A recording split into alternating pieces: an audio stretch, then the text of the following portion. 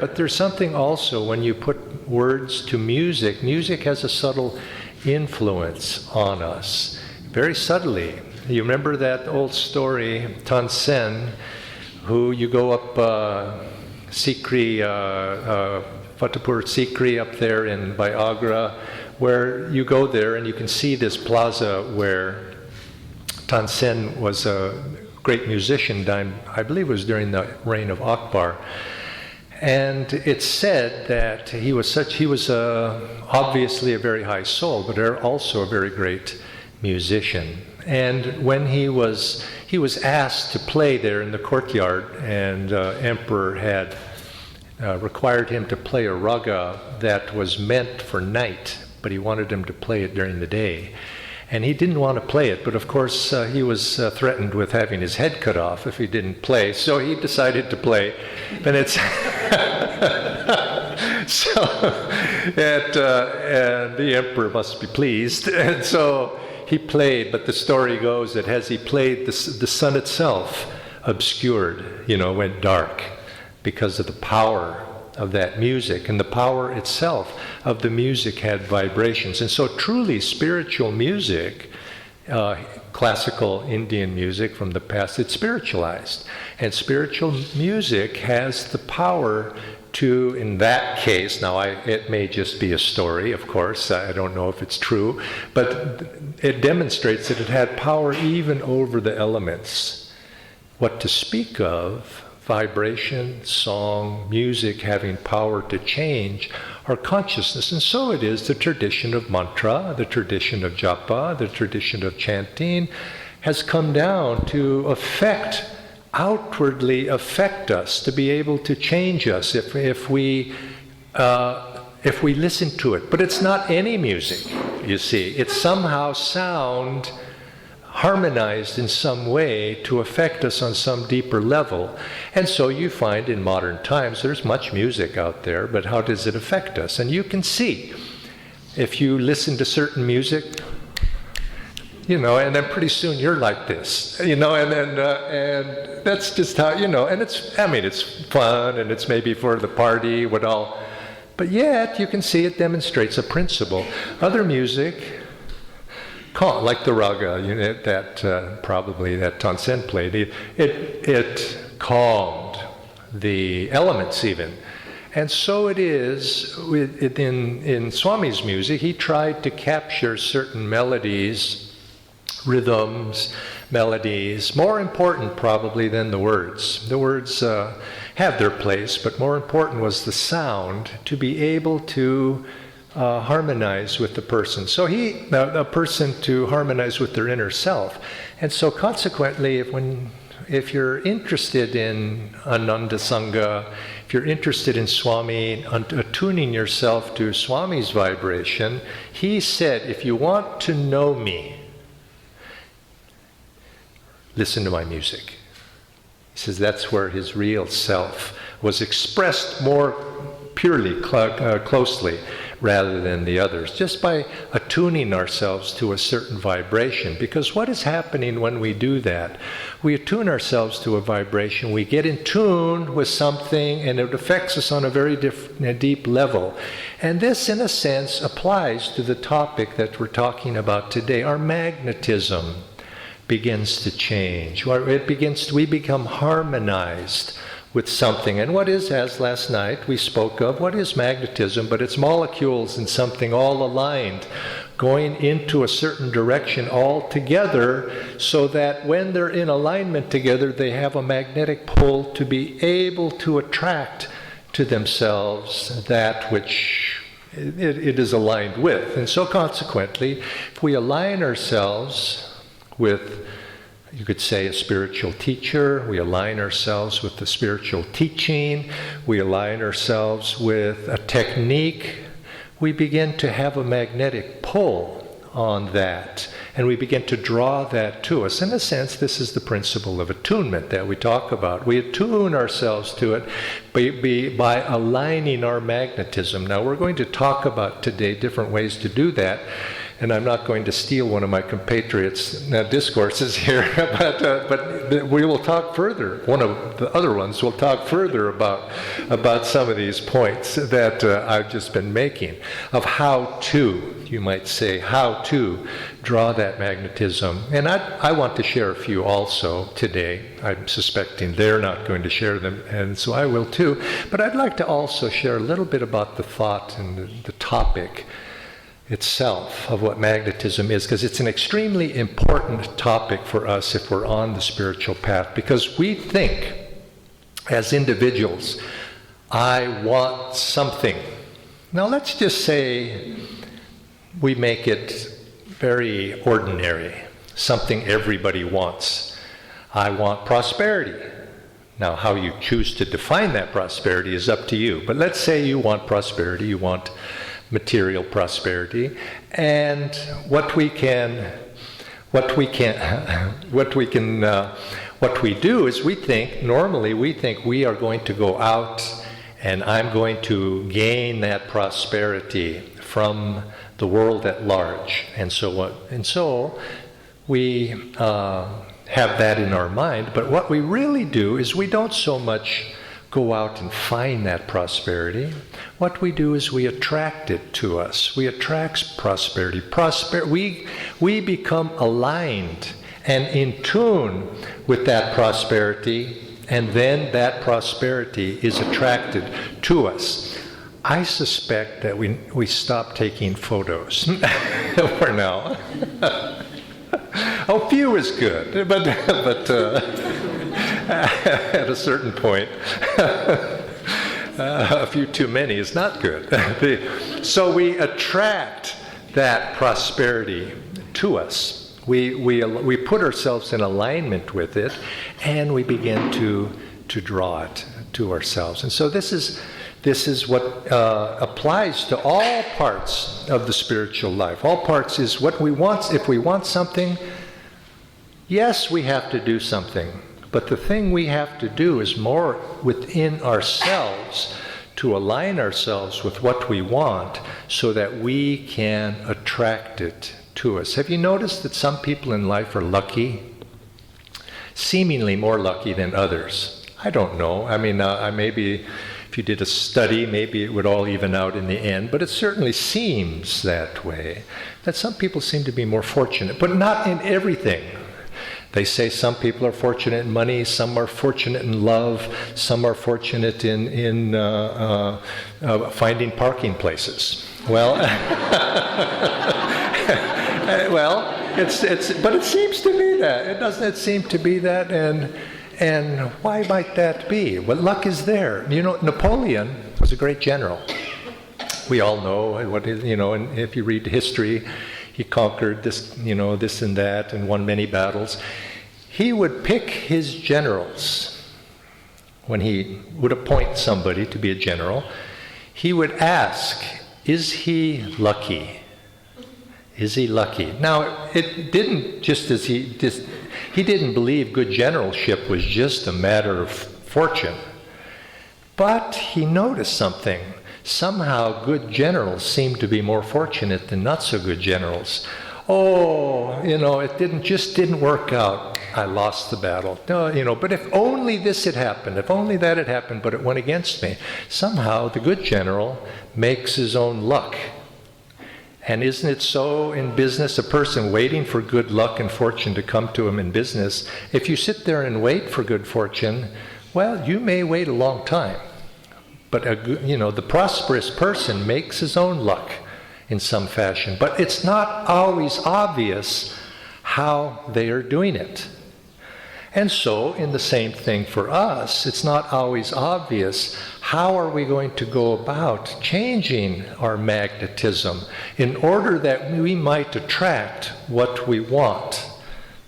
And there are many levels to that, on the outer level and also, more importantly, on the spiritual level. How do we go about changing our magnetism so that things come to us? I have, over the years, I have a daughter. She's grown now, but she was young, we would have, sometimes we'd have various pets. You know, she tried fish for a while, but they never seemed to live. And one night the raccoon came in and ate the fish, you know, and then we had a rabbit for a little while, and that wasn't so great. But then we ended up, we had cats. We had cats, and because at Ananda Village, where I lived at that time, we don't have dogs there because you know dogs, they bark and they chase everything. So we don't have dogs, but we had cats, and so I had a cat, or my daughter had a cat. We had a cat, and a succession of them. And cats are an interesting animal because, and I like cats because something like that. I like them because when you go up to a cat. Sometimes, and you're going to pet the cat will kind of go this way, and you know, it pretends you don't like, it doesn't want you to be, or showing any affection to it, and it's kind of like that. So you keep going at it, and the cat will go away. And some people don't like that, but I found that for a cat, what you have to do is you have to be subtle, and you just sort of maybe make a little movement, and you know, and the cat becomes interested, and then pretty soon you have to do something, and you attract the cat to you, and the cat will finally come, and it'll jump on your lap. And try it if you have a pet cat. I know in India, I don't think too many people have pet cats, but if you have a cat, notice that's how you have to attract the cat. As soon as you run after it, it turns away and it goes. So. Life is like that. Magnetism is like that. In many, many different ways, this is how it is. Now, I saw a movie, it might be 30 years ago now. It's been a long time, 20 at least, maybe 30. And I don't really even remember the title of the movie, but maybe these guys will remind me. It was that one about Roger Rabbit. What was the name of that movie? Who Shot Roger Rabbit? Okay. Has anybody seen the movie Who Shot Robert Rabbit? Okay, you see, it's probably didn't run in India.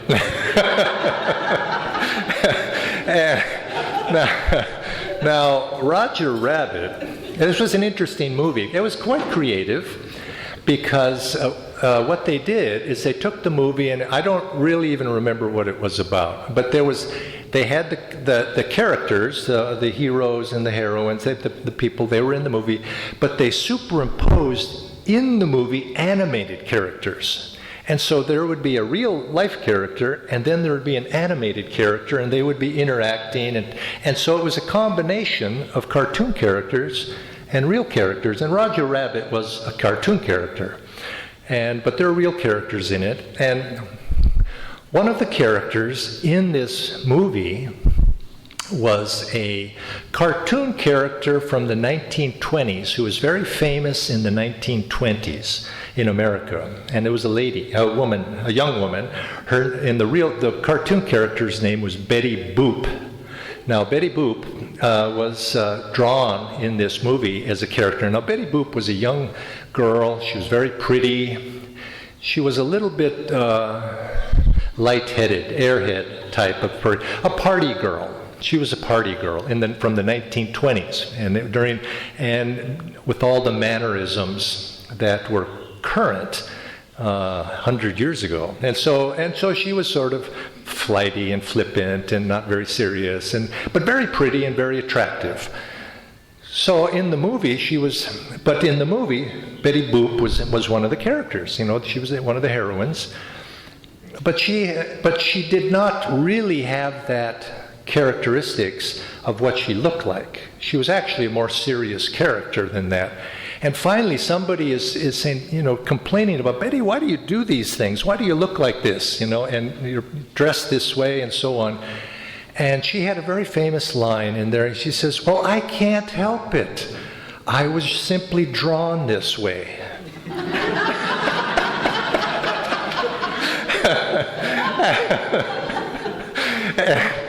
And that's us. That's us. We can't help it. We were simply drawn like this. We took incarnations to draw ourselves like this. Karma after lifetime after lifetime after lifetime, until here we are. Now, who drew us? You see, that the animator, the cosmic animator drew us. Maybe, you could say maybe there's some influence there, but I think we had a hand in it. We drew ourselves. We drew ourselves in that we are a compilation of lifetimes of energy, desires, attitudes, thoughts, states of consciousness put into motion. We see ourselves here very as physical beings, but really, if you had God's eye, the cosmic eye, the eye of the Master, you just see vibration. It's just packets of vibration of consciousness vibrating in very different colors and forms and shapes. And here we are, that we have been drawn this way, but we've had a hand in the drawing. And so here we are, and we look at ourselves and we say, my magnetism. Change your magnetism, change my magnetism, as if I am somehow separate from that magnetism. I am that magnetism. I am the compilation of all of that which has landed me right here now with all of the various complexes and attitudes that we have. And what we want to do, or we have come to the point in our life, which not everybody does, or I could say it differently. Everybody does, but not all at the same time. It sometimes takes a very long time to come to the point to becoming aware of ourselves. Look at me. This is who I think I am. And we begin to notice, and something arises within us to compel us or impel us to say to ourselves, I want to change. I want to change this who I am. And in order to do that, what we're saying is, I need to change that magnetism. We come to a point where we're self-conscious enough of ourselves to want to change. Now, that seems rather prosaic and simple, but do you realize that not everybody even thinks about these things? Not a lot of people do. They go through life. They're born. They grow up. They get married. They go to work. They get ill. They die. They don't think about it too much. It takes a certain amount. I mean, they think about a few things along the way, but could it be different? Might there be a purpose for it? Might there be a direction for it? And might I even change it? Now, that's the point that we're at right now. How do we change our life? How do we change our magnetism? And this is an important question and something we need to take seriously, because we have come to that point in our spiritual evolution to actually even consider that. And that means that we've gone through a lot. And that means that, in a sense, this process has taken us to a culmination point almost. As remember how Yogananda said, it takes very, very, very, very good karma even to want to know God. And so we leave God out of it, but even to want to change. Because if you want to change, that means you're aspiring to something. And so this is a good step that we're at. Now, you know that old joke. How many gurus does it take to change a light bulb? How many gurus does it take to change a light bulb? One. Only one. But the light bulb has to want to change. You see. And so how many, so the fact we are that light bulb. How many gurus does it take? It only takes one. It takes a guru, but the disciple has to want to change. And so we have evolved ourselves to the point where we actually say, yes, I want to change. Now, if we look at this life, we see that the first impulse of wanting to change is to look outside of ourselves and to say, well, if I want to change, our impulse is to first change everything else around ourselves. I'm not happy, so I'll change everything around myself. And if we think, oh, I'll change my magnetism, that's so it is. We can change the environment that we find ourselves in. And this has some benefit. There's truth to this. There's truth to this. But I think you know where we're going, that the real change comes when we start to change within, which is what my compatriots here are going to talk about more. But we see that we can change this environment around ourselves, and we can affect some changes in ourselves. And it's something, when we talk about magnetism, it's something to keep in mind. Yes, we need to go to the root of what we are, is something that it's come from our own inner consciousness being now outwardly expressed. So if we can go within and get to the root of that, that's going to affect real dramatic change.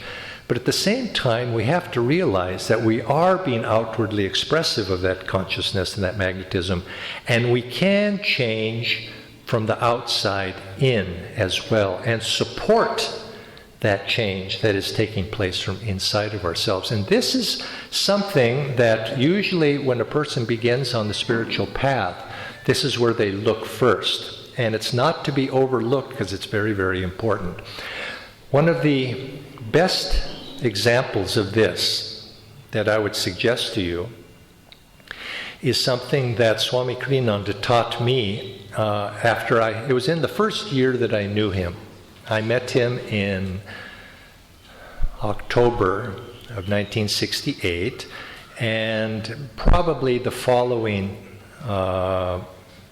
June, he gave me a very good lesson, we had started a meditation retreat in the mountains of California, where we still have that retreat. And I was there, but Swami had a flat in San Francisco at that time. And I had gone up to that property to work there and help serve. But he would come on Saturdays and Sundays to teach classes there, and then go back to his flat in San Francisco to teach there in the city. But I think it must have been either a Friday or a Saturday. Swami had come up, but I didn't know it. I didn't know he'd come up. And I was walking on a pathway, and somebody came up behind me. I heard somebody coming behind me. They came closer until right behind me. Whoever it was came up very close, right behind me. And this person behind me reached around and grabbed me here on the chest with his arm, came across. And his other arm went to the bottom of my back like this, and pushed the bottom of my back in and pulled this straight. And he said, "Jaya, you've got to learn to stand up straight." So it was Swami. I said, "Yes, sir."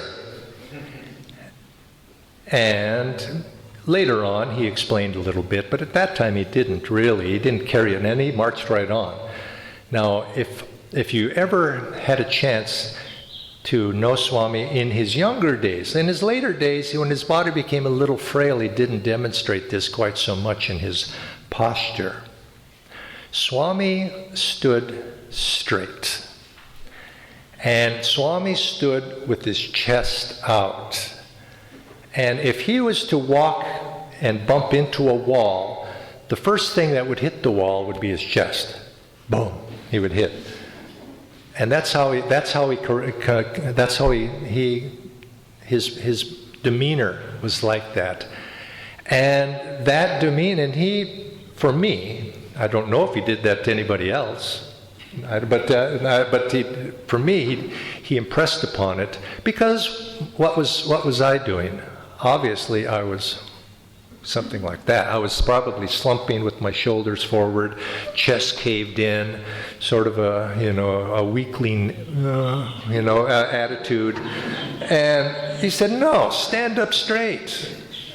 Lead with your heart." You see, you find people that don't stand up straight, they tend not to have much heart quality. They tend to be like this. And if you're like that, look in the mirror. And if you're like that, you need to open it up. And this opens up the heart. And if you sing, you have to open up the heart to sing. There's devotion comes. You have no devotion if you're like that, very little. And you also have no assertiveness in life. You have no self-confidence in life. And maybe I'm overstating this, but it's a strong point. Our posture, our attitude, our magnetism begins with the physical body and how we choose to carry it. And if you carry your physical body in a certain way, you will change your magnetism. And you will change your approach to life, and you will change the way life approaches you. Now, I'm saying that very strongly because I believe it to be true. And I think it's been demonstrated many times, just how you be an athlete and carry yourself in that way, and you'll find you'll begin to change. Now, posture is more than simply standing up straight, because you don't want to be a ramrod soldier with a stiff spine, because then you end up like some sort of British, soldier or something, like that. No, you do it relaxed, because Swami was relaxed, but yet he had tremendous heart quality. And so look at yourself. How are you carrying yourself? Now, posture is more than just the straight bearing of the spine. Our posture is our physical approach to this outer world. How do you approach it? How do you approach it in your physical self? What is it? There's one more, the spine, and bent spine is the enemy of self-realization, as Master said. Look at Master, how he carried himself. He was the same way. He was a great general in past lifetimes. You can see that in his bearing.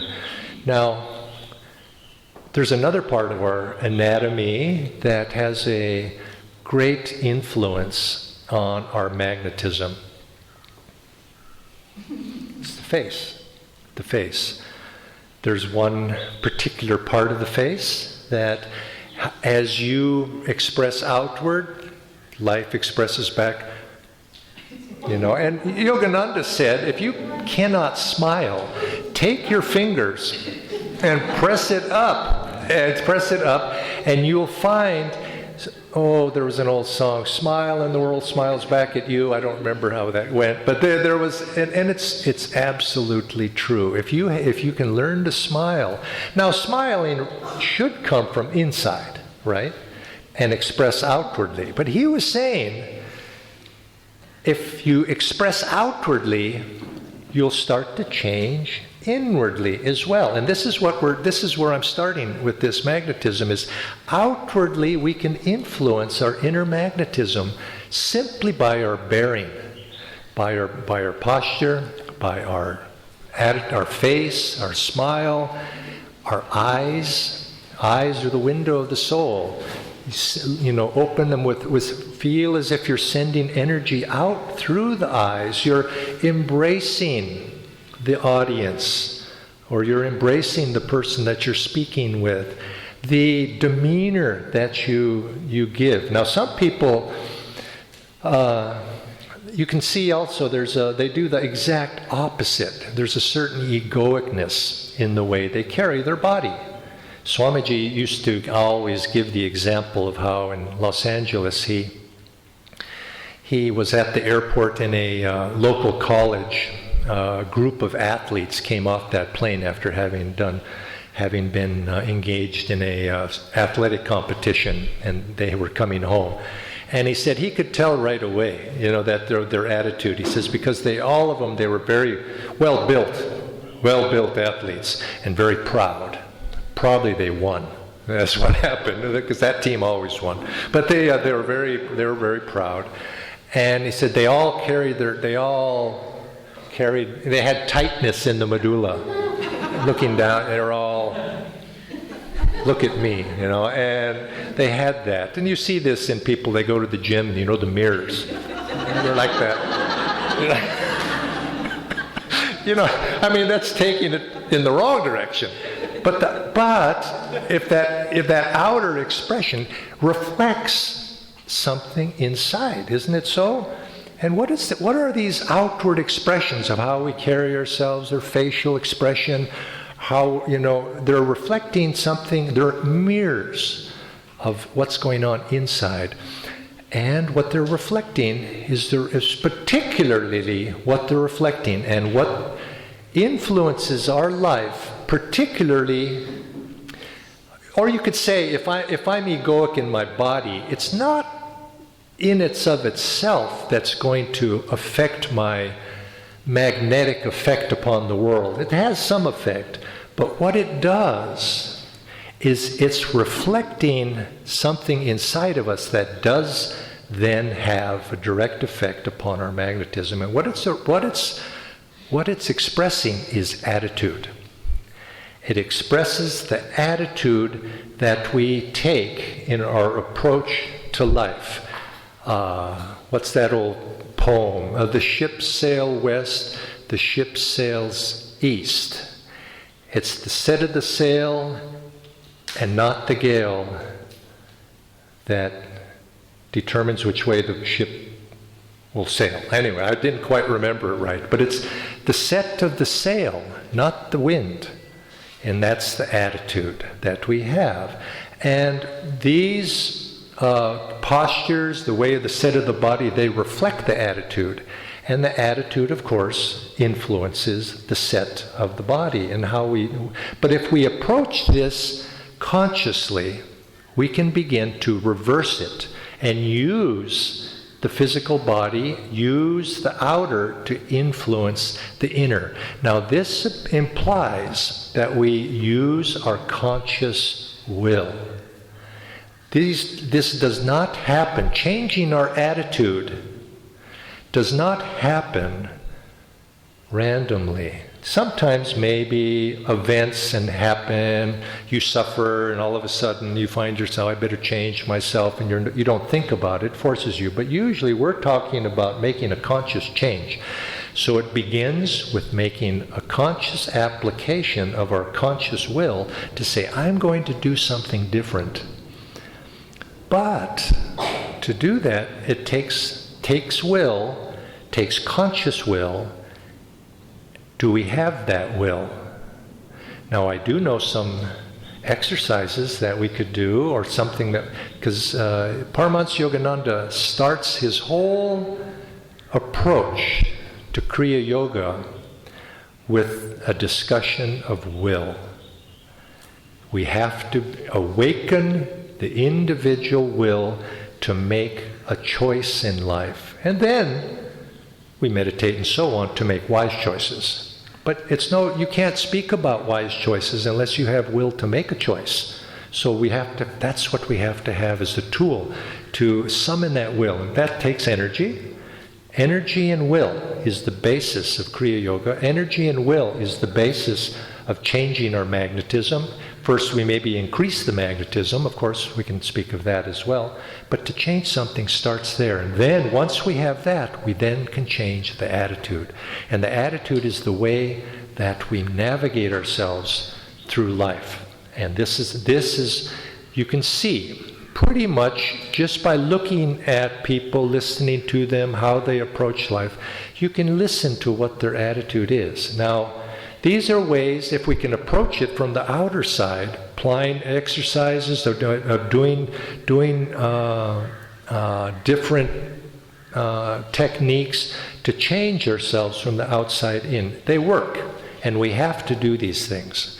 But of course, the more important thing is also to work from the inside as well. We work from the inside, and we work from the outside. Now, just to back up, I mentioned that we started with we have to take responsibility for the fact that we were the animators.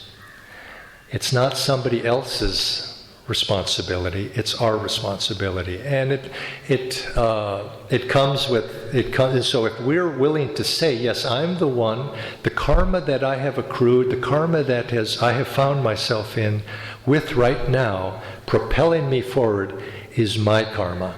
Accept that which is yours, and then do something about it. And that's where we begin the spiritual path, with accepting that which is rightfully ours, and then being willing to say, okay, now I'm going to do something. So we begin with the outside. I've mentioned attitude. I've mentioned looking at your attitudes and affecting them with your physical side. Just some simple things, like I started by mentioning music. That all of these things are particulars for the larger subject of arranging your environment in such a way as that environment propels you in the direction you want to go. I've noticed in life that it is the tendency of all objects to take the path of least resistance. Isn't that so? I mean, it's generally, most people will do that. They'll take the path of least resistance. Do that to some degree. And only occasionally do we, because to not take that path means we have to put out energy. The ball will roll downhill in the channel that's been grooved for it, unless there's some application of an outside force to it. And so, if you understand that and look at your life, what is the path of least resistance that you have set up for yourself? And change it, so that the ball rolls in the direction that you want it to go. And so this is the wise person will arrange your environment to support the magnetism that you want to develop. And you've come here to this retreat. That's a good sign. You've chosen an environment. But same thing when you go home. Try to arrange your life so it's supportive of your spiritual life.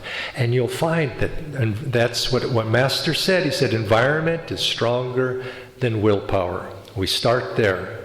And then we find that we don't have to be thinking every moment of the day, to keep ourselves on the straight and narrow, because we've arranged it that way. And so this is start there. Now, there's many different things. Think of your environment, your posture, what you put out to the world. You are broadcasting. We are radio stations. Each of you is broadcasting a message out into the world right now. Where's Bob Marley? Oh, okay. One of you have Bob Marley shirt. You're broadcasting a message out into the world, which is, I liked Bob Marley. He was fine, but you wear a big T-shirt. It says me. This is what I believe in. Big swoosh, Nike. Just do it. That was their motto, or whatever it might be. You're broadcasting, but it's much more subtle than that. The colors you wear. You're broadcasting something. Now, Swami recommended nice Swamis wear these blue. So, I do it out of loyalty to what Swami said, but I also recognize that, yes, there is a certain vibration to blue, and then so, okay, I like that. But everything and so Swami, he says, when you broadcast, think about it, live consciously, make conscious choices of what you do. He says, when you walk consciously, move, don't just flop down in a chair. Set yourself into a chair. Make it, the whole path of Hatha Yoga is learning to move gracefully. Not just when you're doing the Hatha Yoga postures. The idea is you practice while you're doing the Hatha Yoga postures so that when you go out, you can carry that gracefulness. Think of a dancer, a beautiful dancer, classical dance. So beautiful, all those movements.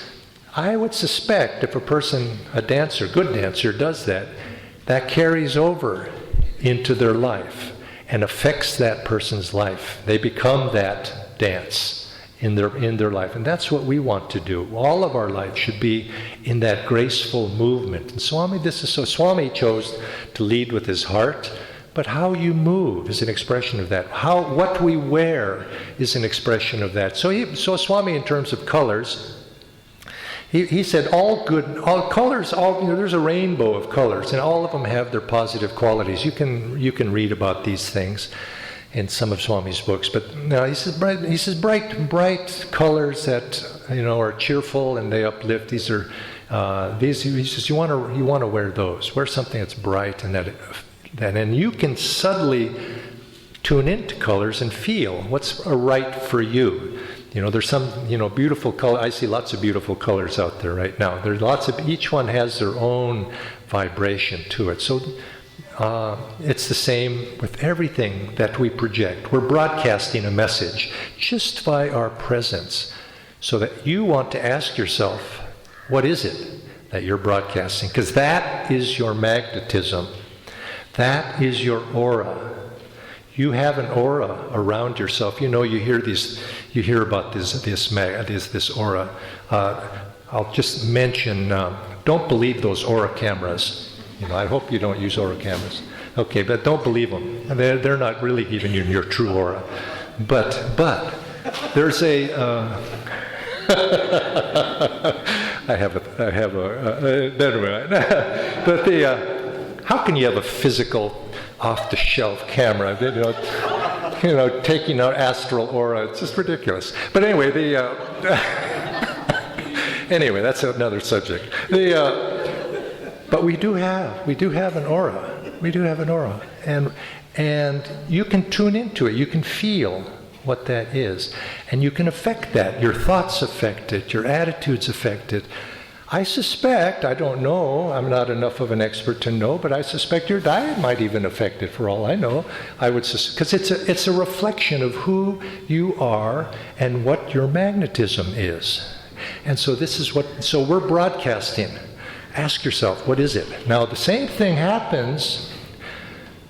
We're also attuning ourselves to that broadcast. Just like a radio sends out a radio wave, sends out a program. You're broadcasting a program. You're broadcasting Katyayani. Now, maybe you don't want to broadcast Katyayani, but you are. And I'm broadcasting, which is maybe an imperfect song, but it's a compilation. But we're also receiving. What channel are we receiving? And that's to what we are attuned to. So what we want to do is that we learn to attune ourselves to magnetism that's going to uplift and change us. We then begin to, you might say, amplify that. We begin to channel that through us and become an instrument of that music. So it's not just me that's being broadcast. We want to be an instrument for something beyond just this limited form, so that something larger is being shared. And this is the whole science of putting ourselves in tunement with the magnetism that's higher than ourselves. So what I've shared so far is we are, to change our magnetism, there are things that we can do outwardly to be able to affect that magnetism.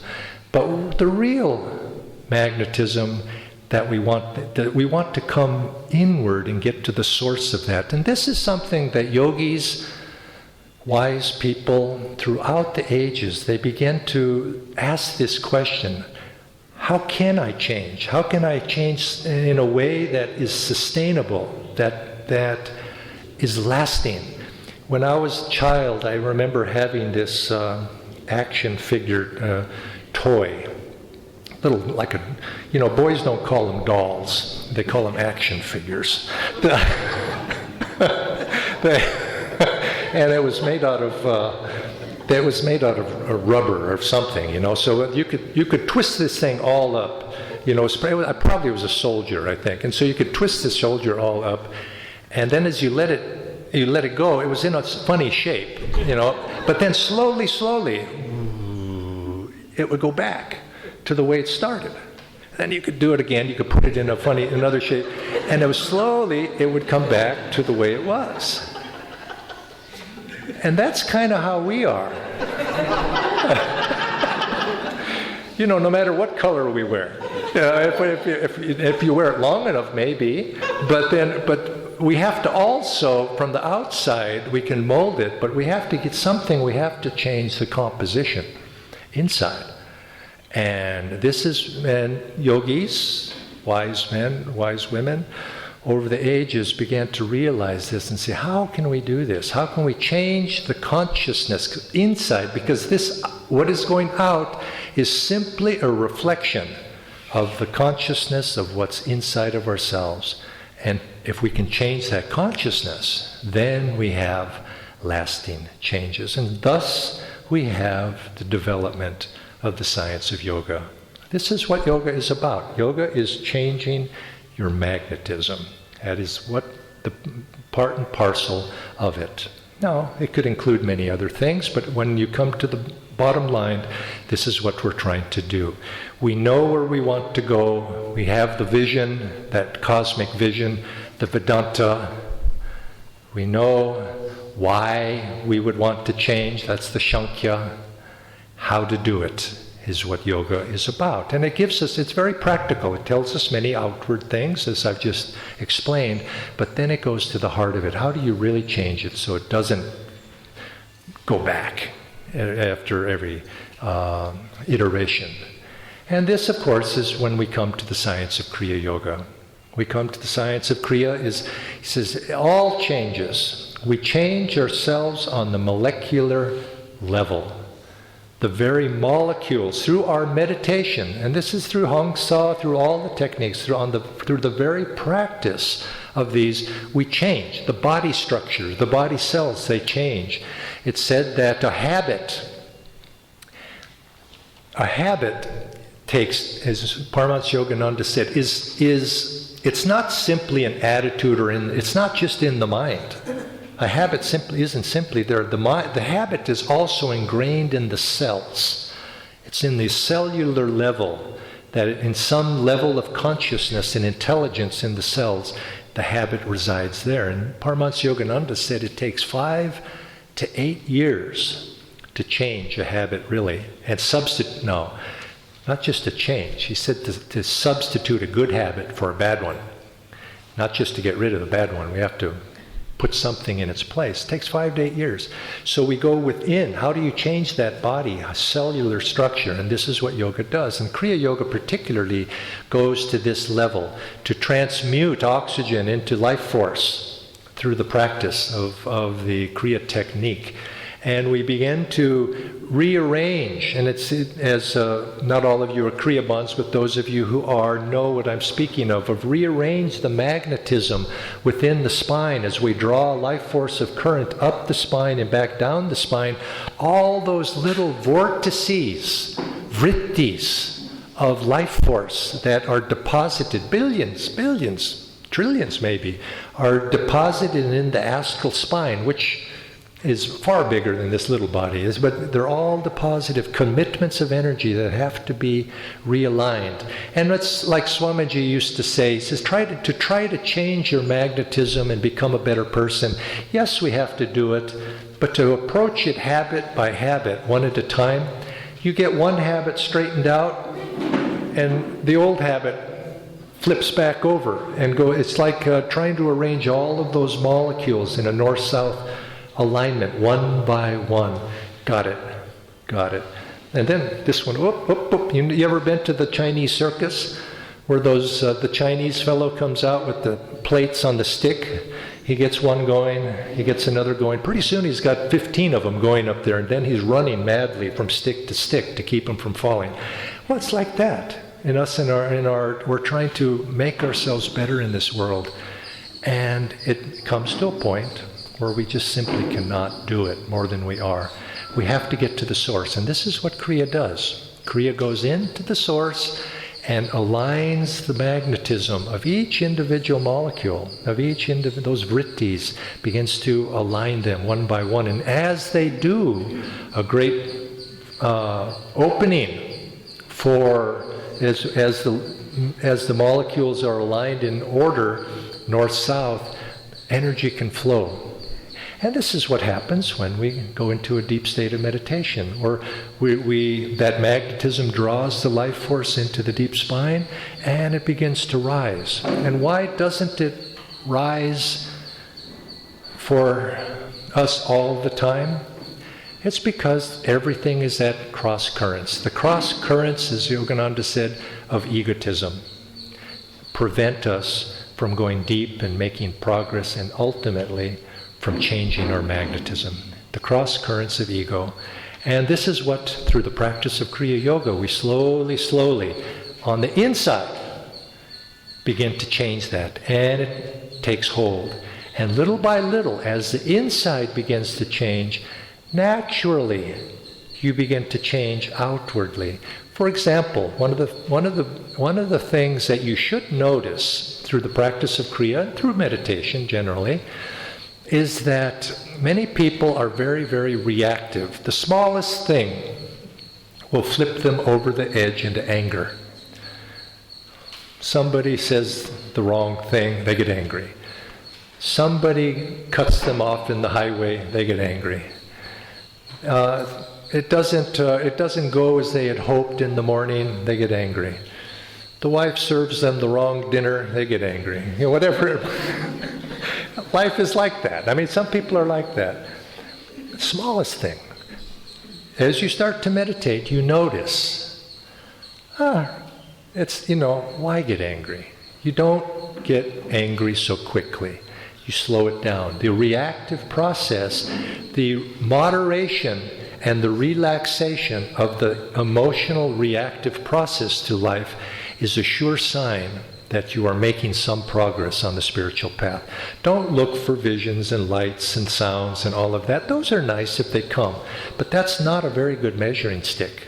The best measuring stick is are you being less reactive? So the wife serves one thing. You say, it's okay. It doesn't matter. It doesn't matter. And didn't work out. Maybe tomorrow it will. This is what you begin in all the little things of life. And the other good measuring stick is you are more relaxed mentally. You're kinder, you're gentler, you're nicer.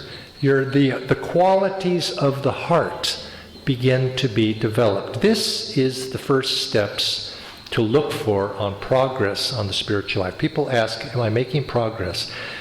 Before you can make serious progress on the spiritual path, you have to overcome what Sri Yukteswar said, the meannesses of the heart. You have to open up the heart. You see, the life force wants to come up, right? But it's not going to go much beyond here, which is the spiritual centers in the chakra, unless the heart is opened and relaxed. So you notice most of the attitudes of spirituality are heart-centered. Kindness, compassion, sympathy, love. All of these, if you go down the list, you'll find most of them are related to the heart. And those have to be developed first.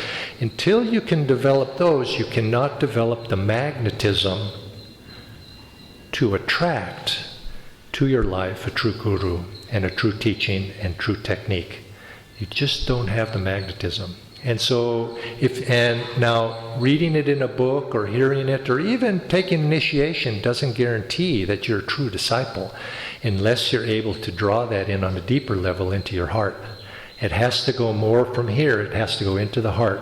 And so to change your magnetism, to change your life, means to be able to draw the blessings of the Guru into you. And then, once that happens, then you could say, it's the Guru's job. Now, I don't want to go much further than that, but I'm going to leave it to, I think, Haridas, or are you coming? Which one's next? Haridas is next. I'm going to segue with that over to Haridas, because he told me that he was going to be talking about Guru today. Is that? So I'm going to invite Hari to continue on.